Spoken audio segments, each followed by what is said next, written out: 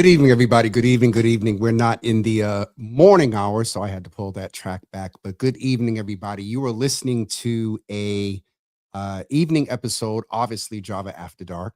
That's the whole purpose, After Dark in the evening. We are here this evening to talk about a very, very important subject. You don't hear as much about it as of late with all that's going on. But as I shared this morning, that unfortunately, those that perpetrate this crime, it is a crime. It's a public health issue as well. And we'll learn more about it later. Um, in times of desperation and ambiguity and the economy and things like that, people that participate often in criminal behavior, that behavior increases. Sadly, people that have never participated in criminal behavior may participate. And there are those that may go into a situation unbeknownst to them and wind up being in a situation where they're being trafficked before they even, know it or realize it. And so we are honored this evening to have our Java After Dark collaboration with ABCD Health Services, with Maureen Scott, who is the Director of Health Services there. And so she's going to come in and say hello, give us a brief intro, and she's going to introduce our guest this evening. And then we're going to dive right in. We're going to talk about what is human trafficking, how it's defined by law, specifically here in the state of Massachusetts. I guess we'll also share some of the numbers of where people are reporting. We know that presumably, I'm not a professional here, expert here, but it's probably underreported because some may not even realize, one, they're being trafficked, two, that they may not even have the opportunity or access to reach out for help. And so there's a lot that we're going to learn this evening, and I'm looking forward to the conversation. So I'm going to ask you to do me a favor. This is a very, very important conversation. Very important. So do me a favor, share this, like and subscribe and all of that, but hit that share button and invite others to come in and be a part of the conversation today. And so I can tell in the background as we have a little technical things with the popping in and out, but we'll hopefully get through it this evening. And so I'm going to go ahead and bring in Maureen Scott, who is my co-host here in the Java After Dark space. And so, Maureen, good evening. Good to see you. Good to see you. And so I was aware of this, but you brought to my attention a couple of months ago that I believe it's either the month of January or a week in January where it is human trafficking awareness. The month. Yep. Month. And so that's why we're talking about this subject today. And it fluctuates, Maureen. We see these young people being reported as missing and things like that. And that's a red flag in some instances. But I haven't heard as much. I haven't heard this actual term a lot lately. And it could be just because there's so many other things going on. But I honestly believe, Maureen, that as the other things are going on and as people have said, it's going to get worse before it gets better, this is something we really need to pay attention to. Oh, yeah. Go ahead and please, for those that don't know who you are, quickly reintroduce yourself. And how would you describe where we are with human trafficking in one word, and then we'll introduce our guest. Hi, everyone. Good evening. Thank you for coming in and joining us tonight. And my name is Maureen Scott. I'm a women's health nurse practitioner. I've been a nurse close to 50 years now, and I'm a nurse practitioner 30 plus. And human trafficking, it's always been there. It's been there since the beginning of time. And it's something that people just take for granted. They don't think about it if it doesn't affect them or their family. It's something that keeps popping up in sexual health services. It's something that I've dealt with as a clinician in having patients. So it's more in the front of my mind than it may be in somebody that hasn't had to deal with patients that come in that are hiding their truth and lack these resources. It is a social problem, it is a health problem, and it's something that people just don't talk about. So we bringing this here tonight and bringing Dr. Stacey Reed-Barnes on makes my heart happy because this is a conversation that needs to be had. Um, so tonight, we're honored to welcome a clinician whose work bridges academic excellence and lived truth. Dr. Reed-Barnes holds a doctorate in leadership psychology and is a nationally respected advocate in the fight against human trafficking. Her work centers on trauma-informed care, survivor-led healing, and systems change, grounded not only in scholarship, but in lived experience. So please join me in welcoming Dr. Stacey Reed-Barnes. Dr. Reed Hey. Barnes, or as you have informed us, you prefer to be called Dr. Stacey. Dr. Stacey. So we're glad to Yes, have you here yes. this evening. Maureen, we're going to go ahead. It's always a pleasure to have you here with us, but we're going to go ahead and let you go. And then we will keep you guys abreast. Maureen will let us know our episode topic for next month, and we'll keep you abreast of that as well. But Maureen, thank you so much for making Thank this, you. and we'll talk soon. Thank All you, right. Maureen. Bye-bye. Good to see you. You too. Dr. Stacey, welcome to the Java Cafe. It's an honor to have you here this evening for Java After Dark. And so if you would please greet the audience, say hello, and then before some of your story and introduction, if you could, like Maureen, give us sort of a status check as well with one word around where we are with human trafficking. Okay. Well, first of all, I want to say good evening, everybody, and thank you, Java, for having me tonight, ABCD, for having me tonight. My name is Dr. Stacey Reed-Barnes, and if I could explain human trafficking in one word, I can say unseen. I would say Unseen. unseen. And that's interesting Yes. in the context of what I was saying in my introduction around the fact that I of late have not heard the term as much, human trafficking. And so thank you for that as far as unseen. And so, Dr. Stacey, I'm going to jump right in. The name of Mhm. your program is called Stacey's Joy. And often you can't have joy without, going through some other stuff. And so can you Right. tell us a little bit about who you are and your journey, and ending with how you landed in this space of bringing an attention and awareness, and also we'll mention more of this later, training people to be aware, to know what human trafficking is, and also some of the resources, and if it's the appropriate word, treatment, consulting, recovery, healing, once you get into services, and maybe be able to even safely get out of a situation if you're in it. But most of all, we are bringing awareness and information tonight to prevent people from getting into that situation. So, Dr. Stacey, as some of the old folks would say, who is you? Well, hi. Yes. Well, I'm a girl from Boston. I'm a girl from Dorchester, Roxbury, Mattapan, right here in Boston. And the reason why I have chosen to work with the phenomenon of human trafficking, commercial sexual exploitation, and people who have been prostituted is because I am a survivor. I come from a very big family. However, I winded up living with a foster family where I happened to be molested as a child. And all my life, ever since I was first touched, I knew that something was wrong. There was something going on in that home. And not that my foster parents didn't love me, but like my foster brother and my uncles and their cousins, like they just didn't, they were just people who did bad things.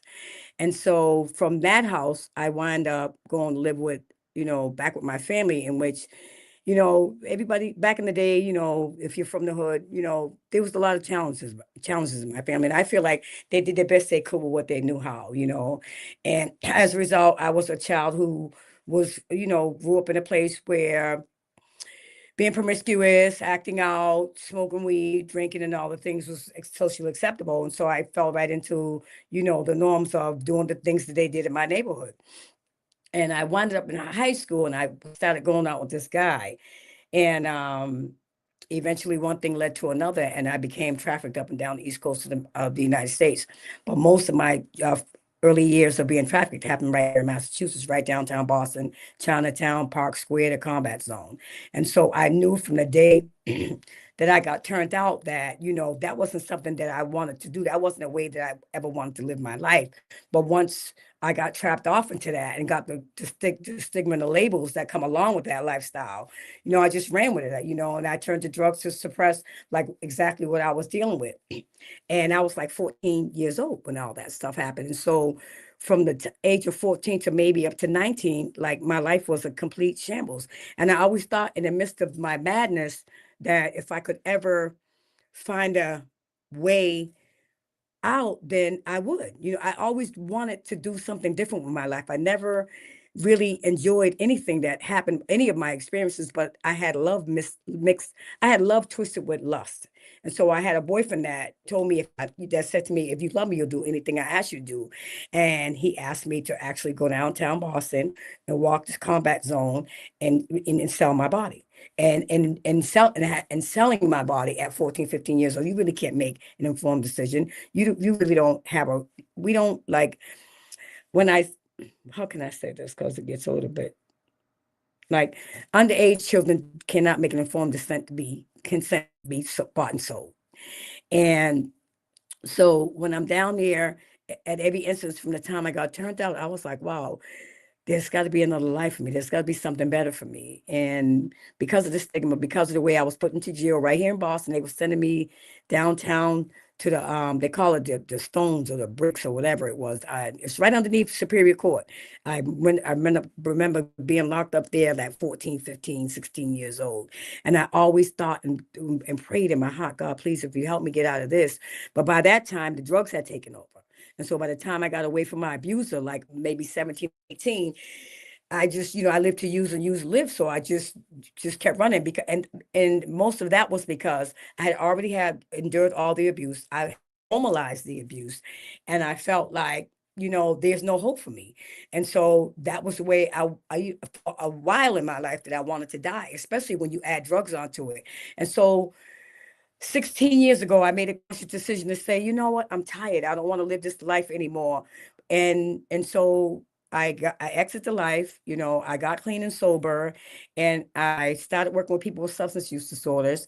And I kept my promise to God, if you ever get me out of this, then please let me go back and help the little girl like me from my hood. Because I've been fortunate enough to travel the world with human trafficking awareness and education and advocacy on the state and federal levels. But what I noticed is that there wasn't a lot of education for girls like me in the neighborhoods that I grew up in, Dorchester, Roxbury, Mattapan. There was no groups or workshops or sessions or anybody saying anything to me about. Matter of fact, it was normalized. Like we were into the Huggy Bears and the Foxy Browns and being slick and being cool and like being promiscuous and like really sexually exploiting ourselves.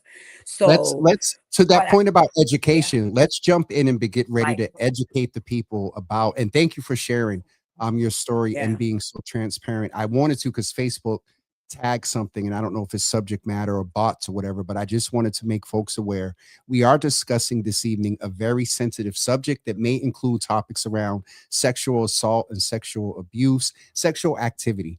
And so, right. one, if it's triggering for you, please do what you need to do to log off and check in, and we'll share some resources in just a few moments, where Right. you can call and get the information.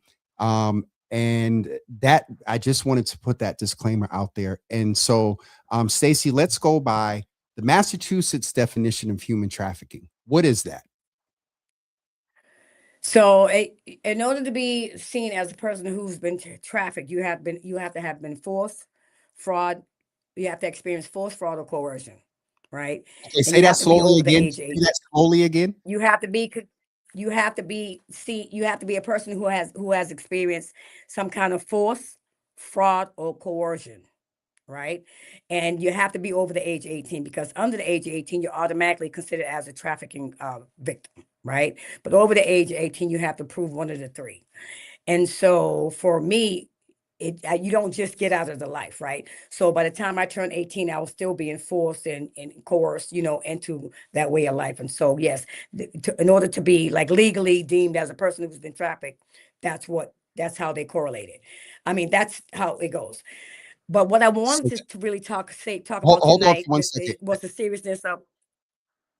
Hold on for 1 second, because we're going to go just with the Yeah, education piece and flow. So the Massachusetts has their definition. I'm sure there's just a definition of being coerced and or threatened, right, as you said, right, in sexual activity. And thank you for the definition of over right. 18. You're being sexually trafficked, and then automatically, if you're 17 and under, No, you're say that, clarify that part again about 18 and under. yeah, if you're under the age of 18, it's automatically considered you're a trafficking victim. Okay, a victim. So And if then you're over the age of 18, here we go with the fight. Because I remember I remember getting locked up at MCI Framingham at the age of 17. About okay, so at 18, you have to, it's a different, because you're 18, and it's just a different fight, the as you game said. changes. It's more or less so like you aged out, kind of sort of, you know what I mean? Yeah. And Okay. so for me, and then what I really want to shine a light on is that, like, first of all, the stigma.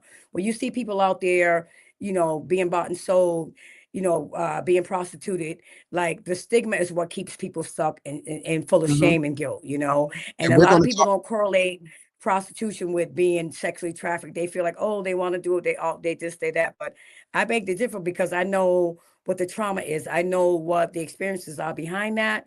And so here We're we going to are. get into that in just a couple of seconds. So I'm going to kind of keep us on the flow, so we can Uh-huh. keep the folks educated and intentional here. And so we talked about Massachusetts definition. What is, and I believe the term either maybe signals or calls when they get that. What are numbers currently looking like in Massachusetts? The numbers in Massachusetts, I don't want to lie to you, but I know it's $1 billion industry, and I know that it's definitely prevalent here. So I usually use a Polaris map to show. I go to Polaris, the website, to use their numbers. And I Mhm. recently was on another website where you can Google like Polaris, or you can Google any human You have trafficking numbers in front of website you and for get that information. okay. Do you have the numbers in front of you? If Wait a not, minute, I one have a second. couple here. Sure, So yeah, you right can you now, can you can state those, yeah. in the state of Massachusetts, so far, on the national human traffic line, they received Mhm. 288 calls, and then victims and survivors 91 calls. Cases that were identified were 115. This is in 2024, and then victims involved in cases was 326. And so some people may say, well, that's not a Right. big number, but imagine, by the definition of what you said, folks are being trafficked. I don't know if you were able to Right. get them. Do you have the US numbers? Well, right here I have, it says 288 total signal calls were received in 2024 related to the potential trafficking in Massachusetts. And when we talk about those calls, those are just calls, not actual events, right? Yeah. So we got to think about that. 91 of those signals were directly from victims or survivors, and 115 trafficking cases were identified in the state of Massachusetts. And then this was in 2024. But since then, I'm sure the numbers have increased. Right. And so I that we did the state, and so I'll go ahead and do the US. Nationally, and Right. this is 30, Right. just over 32,000. In the same sort of thing, calls received, and then those who were identified as victims or survivors was 8,024. And then cases identified was literally one under 12,000. And then victims involved in cases was 21,000 across the United States. That's how. That's Those right. numbers, That's right. are crazy. So what are some of the Right. let's get into further into the conversation here. What are some of the signs and the symptoms of a victim, and or keeping some context where family members or friends can, maybe, aunts and uncles can look and see some behaviors? What are some of those signs? First, it depends. If it's really hard to tell because nowadays the game has changed, right? It could be a person who was withdrawn, a person who acts out a lot. It could be a person who can't doesn't have any control over their cell phone, or they're always looking for, watching their phone for phone calls or things of that nature. People don't have control over their ID. People who always have to report to someone else. Any kind of acting out, and homelessness, marginalized and vulnerable communities are really being taken advantage of. I noticed a lot lately with my girls on mass and castles because they're homeless and drug addiction, right? So those are some of the reasons, why this thing is so popular. And then in So addition, go ahead. I'm sorry. go no, go ahead. I was going to say in addition to that, like you talked about the cell phone. I remember, the coercion piece, Right, coercion rather, all of a right, sudden appearing with, new clothes, right. New things. cars, right. I Their was hair, going to say makeup done all the cars, time. but I was going to say cars, and The I backed expensive off. jewelry. Where you get the boots at, girl? Yeah. I mean, you need to be Yeah. able to ask those questions if it is Right. Or that they always available. owe somebody something. They ain't never, they always in a rush to do this, or their threats are made against them and all kinds of stuff like that. And what I want to talk about too are like the tattoos or the unexplained bruises, Okay. Yep. frequent STIs or pregnancies. All the time you turn around, they're on a medication or they're going to the clinic. Lack of access to medical care, all kind of stuff. It probably maybe sometimes they live in overcrowded spaces. I remember going to do meet a person, and there were so many people living in that apartment, and I was like, something's going on here. Something's just not right here. And come to find out, like they were being trafficked by their own family members right here out of an apartment in Massachusetts. I'll save my commentary for doing that, and it and I guess I just want to also I feel compelled to say that if anybody is watching and dealing with this right now, there is no judgment, there is no Right, however you got into this circumstance, we're going to make sure. right, Matter of fact, I'm just going to skip down a little bit in case they have to pop on and pop right. off. Here is a That's number fine. that I want to make sure that people have Yeah, on, and that's I'll the put this up every few minutes. 1-888-373-7888. I know that So off the top this of my is the head. number that you can either call, and in these Or text times be you can free. also Right, text. And so if you're watching, and if we say anything that sparks you, as long as you are in a space where you feel safe that you can do right, that, reach out. Also, this number is available for family members or anybody that may even have some questions. Hey, I'm seeing this, whatever. What do you think I should do? So I wanted to right. just reiterate that. So, we talked about the symptoms and things what people can look for. Let's also talk, and you mentioned it a little bit, STIs, unplanned Hmm. unwanted pregnancies, which in some cases not only to the clinic for medications, but they may be going to another clinic to That's right. and that is something that is a real factor too. And so what are Yes, some it of the is. other health concerns? We know STIs, we know, but what are some of the other health concerns, Dr. Stacy, Like that the families- mental health. Let's talk about that mental health, right? Where they become depressed, have anxiety, bipolar, PTSD. Most trafficking victims that I'm aware of have what is known as like complex PTSD, where it's like that's a whole nother level because of all of the trauma. Just imagine being bought and sold over and over and over again, and then the rates of harm that comes along with that, right? And because people don't really see you as a person, they see you as a product, right? And so I believe in what Ashley just said, that the body is not a workplace. And so when that happens, it impacts people in ways that we can't even imagine. And so we really need to pay attention to that. The mental health is super, super, super horrible. I see some, because you have to disassociate. There's no way. Well, most. Let me just say this: most have to disassociate, because I do when you have say people that work with disassociate, can you go a little like bit they deeper? Yep, go. yes, yes. So in other words, if you're engaging with somebody in this kind in these activities, most of the time people don't even want to deal with who they're dealing with, or have to even like embrace, the act that is being put upon them. So most of the time, we'll use drugs and alcohol to medicate so we can disassociate with the action, or to, if you will, justify the most outrageous, harm. So we got to really, when we think about it in those terms, it's like, it's not okay. For me, I'm biased to, it's not okay. Absolutely, absolutely. So the mental health piece, and let me back up a little bit.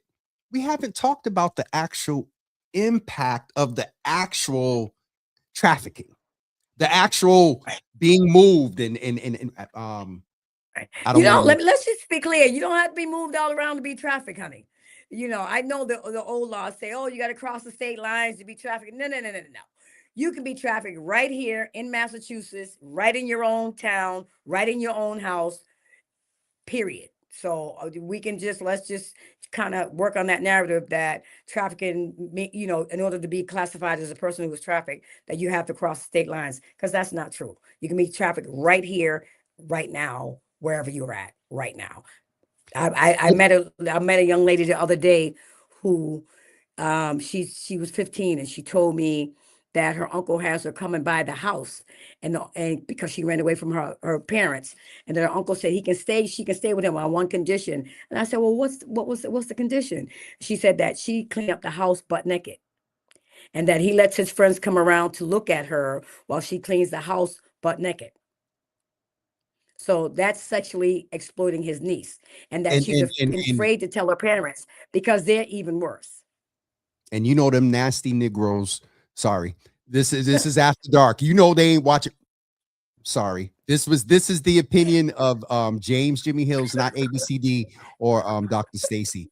Oh, Dr. But the risk that poor child is being Right, put through. And I want to deviate a little bit right. too, because there is, and if you have any stats or whatever intel on this, there's an automatic, but I'm sure that the numbers of those being trafficked are more women and young girls. It is Let's more talk women about, and girls, but we have but men and boys are being trafficked as well. and now boys, some people will be able to accept that. What do you, men are being trafficked? That's not okay. No, I'm asking Yes, you that was really. really. What did you think? Sex sells. If people want to purchase, people want to buy people. It's over a hundred. It's over 100, like, I think, 30-50 billion-dollar industry. Are you serious right now? Yeah, I did a presentation the other day. I wish I would have kept it up on a thing. Let me look at this. You Yeah, can't I share, did you a can't share presentation. Let screen me here. just look at this. You Yeah. can't share So, screen on um, this, Dr. no, I'm Stacy. not trying to share screen. Oh, I'm just getting my. I excuse me. already know that. We had that. We went down that river. So for in the United States, it's $109.1 billion industry, according to the International Labor Organization. And so in Asia and Pacific, it's 130.1 billion. And in Europe and Middle East and Africa, it's 107.1 billion. That's according to the International Labor Organization. Wait a minute, you said So that. those. So you hold on. There's an organization, the National Labor The Organization, it's that the tracks this. International Labor Organization. Yes, you can look it up. Yep.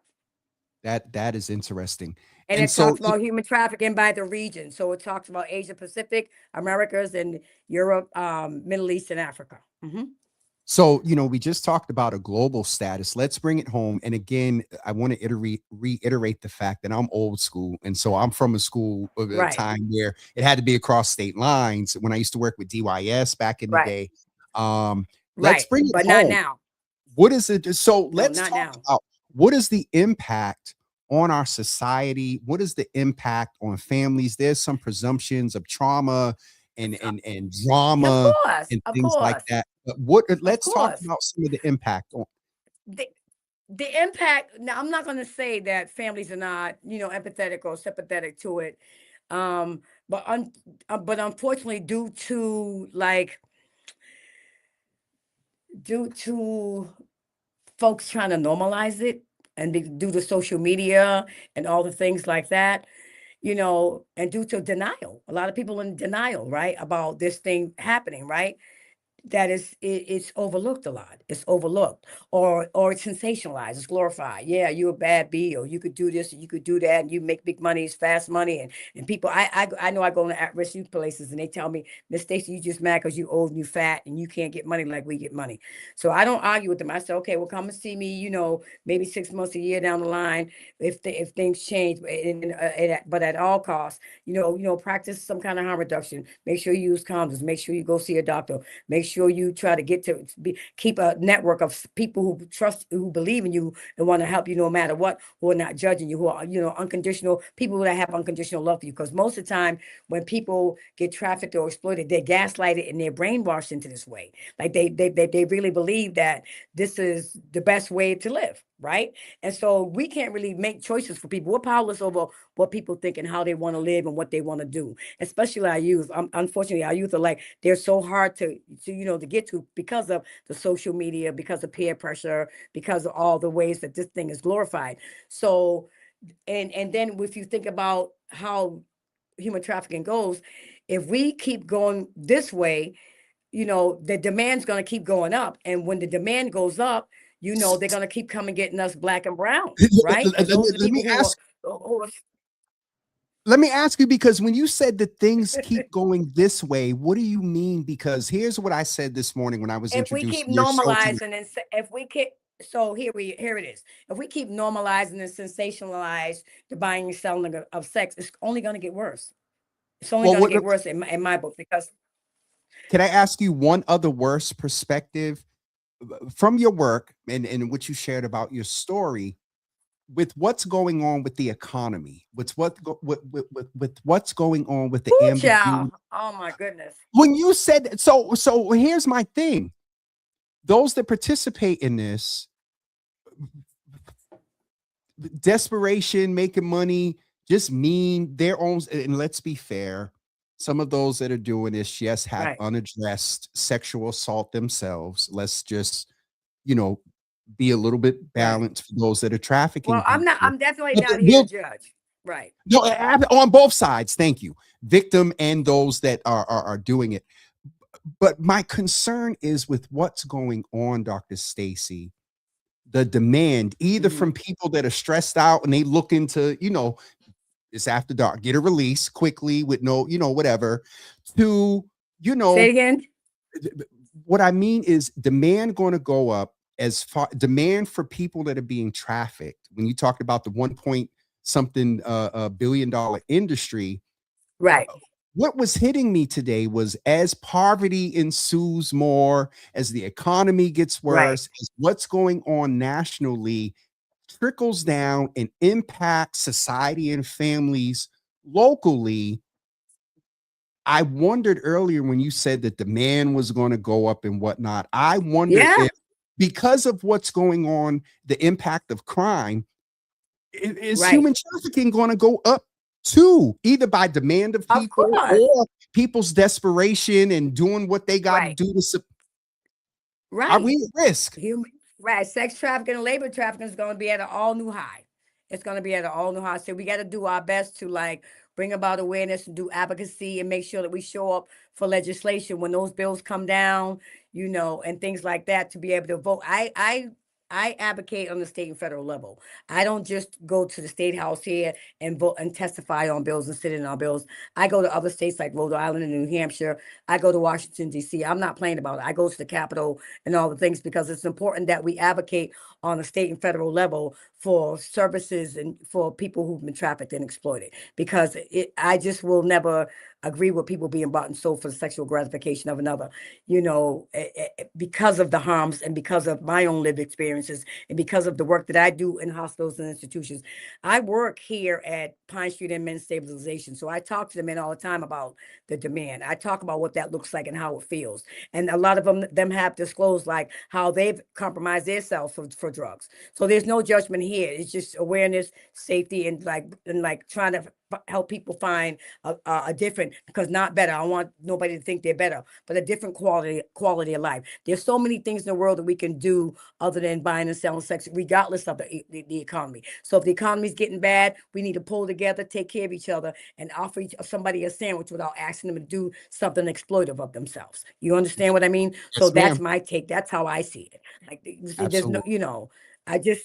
I just really stand on the fact that we need to be more aware of it in Dorchester, Roxbury, Mattapan, High Park, because what happens is, I'm sure they have some programs that teach this thing, but I feel like it should be more in maybe our local community centers and more in our churches and things of that nature. So that's where the creation of Stacey Joy Incorporated came from, because I was like, I see us cover substance use disorders. I see we cover domestic violence, but I don't see a lot of, because this is a hard topic. This is a hard subject. This is a hard phenomenon. It's a sensitive one, and nobody wants to come right out and say that they've been sexually exploited or trafficked, because for too long it's been okay to hide it, or okay to close the blind eye to it. And I say that the buck stops here. I say that no Absolutely. more. I say that we should not have to go in silence and suffer. Well, how about this? We should not have to suffer in silence. And At all. so we got to tell the truth about what's going on, because of like I've been working in the human service field for 30 years. I've been here at Pine Street Inn for 10 years. I run a couple of groups at Arbor Hospital, and I've worked in plenty of programs for substance use disorders. And I can't tell you enough how many reports I get about. I worked in lock units, Section 35 units for drugs, right? And I can't tell you enough how people were just misinformed, or they didn't know. You know what I mean? And they're too ashamed to talk about, or they can't correlate being prostituted with being trafficked. And this has got to stop. This has got to stop. It's got to stop. We got And to try to help folks, find a different way. to your point, and I want to agree with you, that brother Leonard, and I'm going to have to read it quickly. I'm going to probably read it from over here, so Yeah. just block our face. What he was saying was, thank you, doctor. Thank you, Stacey, for your That's work. my cohort. Cohort, at William James.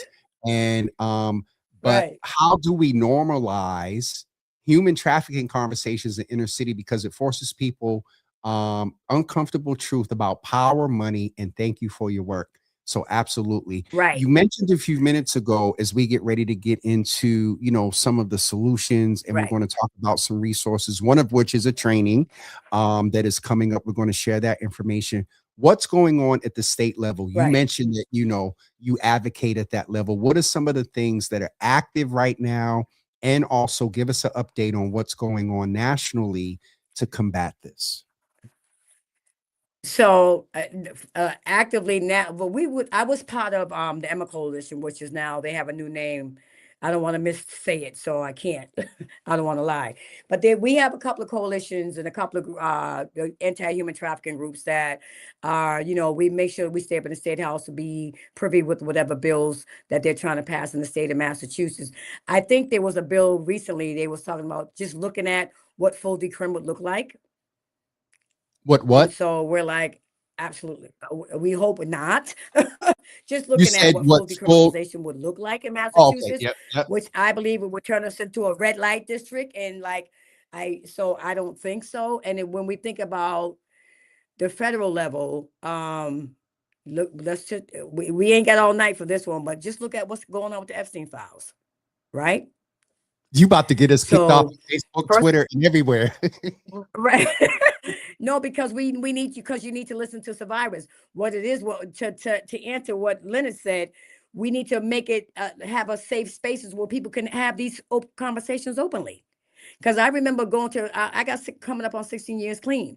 And I can remember relapsing a lot because in the rooms of AA and NA, I couldn't talk about this part of my story because I was too ashamed, or I was afraid of being re-exploited.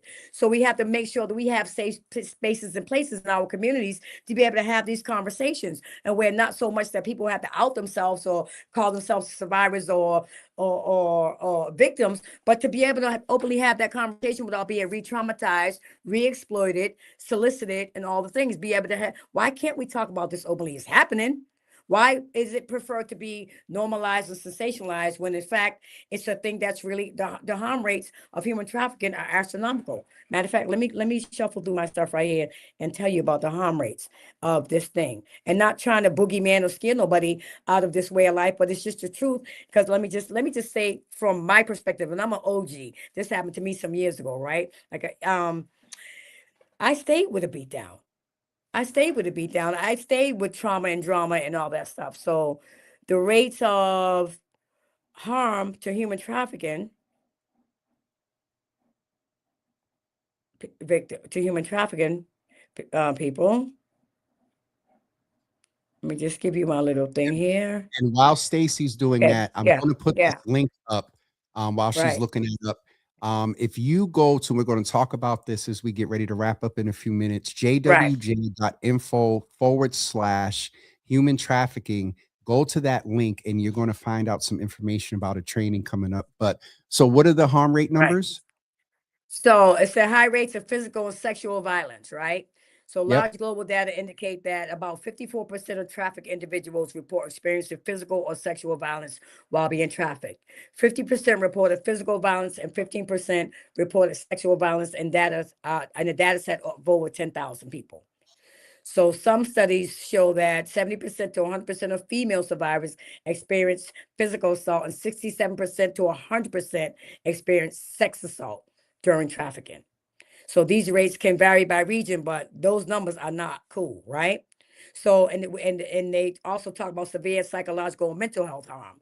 So depression is at 71% of survivors in the United States, and post-traumatic stress is at 61%.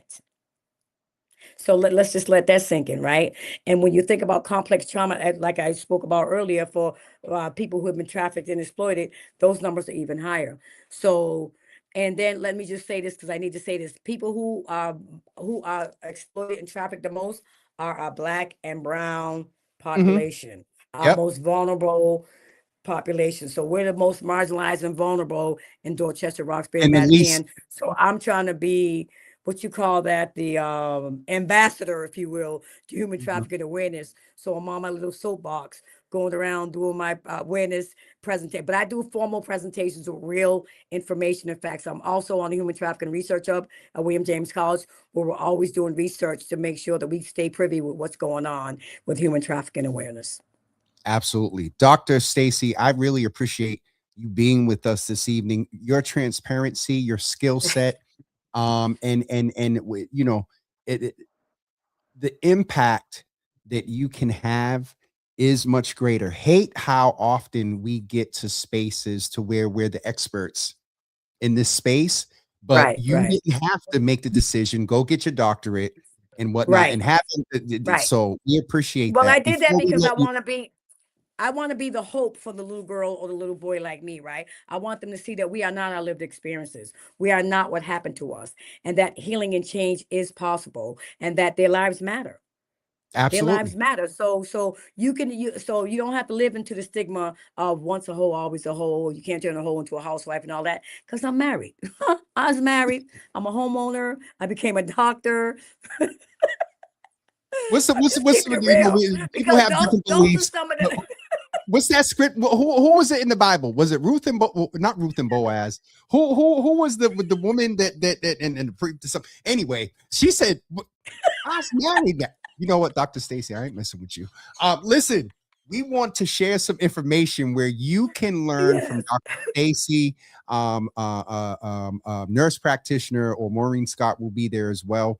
And so, as a right. participant, you will have a deeper understanding of complex dynamics, like you heard tonight, in trafficking, exploitation. You'll be able to strengthen your practical skills for survivor centered intervention and prevention, apply trauma informed approaches informed by research and lived Right. this woman right here, Experiences. experience, and be able to translate emerging insights into actionable strategies for organizations. Jimmy, what are you talking about? I don't have the day, but on February 9th at 10 a.m., from 10 a.m. to 2 p.m. And there'll be two sessions. The first session is taking place on February 9th from 10 a.m. to 2 p.m. in person at the headquarters at 178 Tremont Street at ABCD. The second session will be virtual just about a week later on February 17th at 10 a.m. to 2 p.m. and that'll be virtual. If you want more information about this, and I'm going to put the link in the comments itself. If you want more information about this session, I'm going to put that. It's never mind. We're going to keep the short link, and I'll just figure it out from there. We are going to put that link, copy link. There it goes. We're going to put it in the comments for those of you that are watching, and of course, I got 18,000 things, or what do you call the tabs open? All right, here we go. So this is it's hyperlinked, and let me get to James because y'all will beat me up that we don't see it on James's page. Hold on. We're going to put it on James' page as well. And what you can do is go and click this link right now and go register for this class. Now, if you're serious about going, go. There's only space right now. They only have slots. I thought I saw a number here or a certain number of slots. I'm not. I think it's 40 or 50. 40 or 50 people. 40 people. Yeah. Going to get me, not 40 or 50. 40. Okay. So if you're serious about going, please go ahead and sign up. Let them know that Java with Jimmy sent you. And we have the hyperlink, Java, James, YouTube, all across there. And I wanted to share something else with you that a brother said over on, and I don't know who it is by the name, but he said, one, a suggestion would be a community task force. And he said, led by fathers. Good. So if you're on Instagram, yeah, because that's right. His name is Ain't No Talk. Ain't No He can Talk. tell him, he can inbox me at stacysjoy.com or stacysjoyincorporated.com, or he can look up any one of my social media handles and inbox me. That's fine. Absolutely. And it's what is your Instagram handle? Oh, how did I do? My Instagram handle is, you got me. It's I think it's Stacey Reed-Barnes. You see it when you, let me see. Yeah, it's Stacey Reed hyphenated Barnes. That's what it's. No, Stacey's Joy at stacysjoy.com. It looks like Stacey Reed.Barnes or at stacysjoy.com. You know I'm old. I don't do all that that social the technology stuff. Don't do that to me. To become a doctor, all I do is write a paper. That's it. I was going to say Miss Stacey, Dr. Stacey, because we want to respect that. I didn't mean no harm. Right. I'm just saying because I do a lot of this stuff in real time. What I'm going to do is just remind folks again that the hyperlink is in the comments to sign up for the training about human trafficking. And it's an important topic. And thank you for affirming. Yeah, it's more formal. It's more formal and professional. So tonight we hanging out at night, just kicking it. But in that presentation will be definitely professional, formal, in person, and you're gonna love it. And they get a certificate when they leave. They get a certificate of completion when they leave. And so what it does is it'll give you the ability to help someone. A coworker reaches out to you, they're not sure. A coworker may be at risk of being trafficked, not just their children, nieces and nephews, and being leaders in community. And so we want to make sure that people have that information. And so Dr. Stacey, I'm sure with Maureen and Jamie and the folks at ABCD will be in touch about things that are going on around this subject. But thank you, one, for your passion and your commitment and your transparency and being, you said, that example for that little girl and that little boy, as well, that knows. Because again, we just reiterate that it's not just women that are being trafficked. And you said, and we didn't, it's men and boys too. That's right. And that men thing still for me is, but when you talked about people who are dealing with being unhoused or dealing with substance use disorder. Addicted to drug, yeah, substance use disorders. They say we live to use and use to live, and or they say it was only one thing. You know what I mean? But we, of course, we know when we working in treatment, eventually, one thing leads to another, to another, to another. So we Yep, just want to reduce the harms and reduce the suffering that people experience with this phenomenon. Mhm. absolutely. Dr. Stacey, thank you. I'm going to go give my closing remarks. And we'll be in touch Okay, soon. thank And you, folks, thank you for having me. Thank you all for absolutely. chiming in. And folks, don't forget, Dr. Stacey will be available in person at ABCD at 178 Tremont Street, and then also on February 17th, virtually from 10 to 2 p.m. And the way that you can find out and sign up for one of the 40 slots that are only 40 available is to go to that link right there. So, Dr. Stacey, thank you so much for being with us this evening. Thank you. Good night. Appreciate you. Good night, hon. I just wanted to make sure that we stay reminded that this is something that needs to stay on our radar, and also keep in mind the fact that it's not just women and girls, it's also, and she kept saying, men and boys as well. And so human trafficking is not just a crime, it's also a public safety issue. And it is very active and thrives where people lack stable housing. We talked about the unhoused. We also talked about those that need to supplement their income for legal protections and different reasons. It's just a lot of reasons that people get into it. And she said there's no judgment here. Reducing trafficking requires more than just rescue. It requires prevention, protection, education, and pathways to stability. And healthcare is often one of the few places victims will touch around exploitation. And so this is a healthcare partnership. I want to thank ABCD Health Services, which is our sponsor of tonight's Java After Dark. Thank them for their commitment to not only this subject, but then also preventing STIs, HIV, unplanned pregnancies. Don't forget that the kiosks are available in 3 locations where you can test. If you are someone that may be experiencing trafficking and get a chance, maybe not to get away, but you can get some time out and you just don't know if you have an STD or whatever, or you just want to tell them, hey, I think I may have something. I need to get tested so I'm not messing up what you're doing.